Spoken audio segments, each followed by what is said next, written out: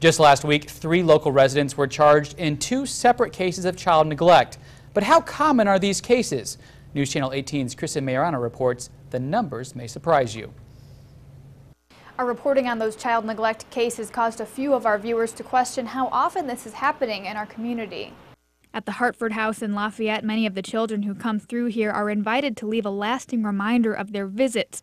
But the visits aren't always as cheerful as the colorful paint on the walls. Anytime kids in our community need to be interviewed because of something that may have happened to them or a crime they witnessed, it can be done in an environment that's comfortable for them. Executive Director Jen Bouchard-Berry says on average the nonprofit conducts about 400 forensic interviews with children each year.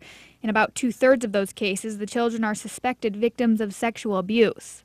That's not to say that sexual abuse is the highest percentage of abuse going on, but we see a lot of sexual abuse cases at Hartford House because they really need that forensic interview with the child that helps with the investigation. But children don't have to be abused sexually to be victims of a crime. Tippecanoe County Prosecutor Pat Harrington says on average his office files about 28 child-related cases each year, including child abuse, battery, neglect, and molestation. A crime against a child is a crime against the community, and so even though our numbers are consistent, you hit that response from the community that they're concerned about this issue.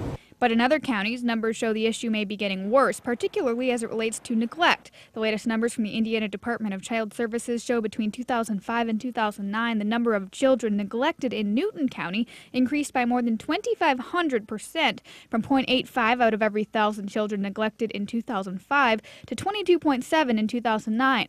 In Warren County, the neglect ratio increased almost fourfold in the same time period. The numbers tripled in Fountain County, and White County numbers were about double. Department of Child Services data shows between 2005 and 2009, the number of children removed from their homes in Tippecanoe County due to neglect did increase by nearly 14%. Kristen Majorano, News Channel 18.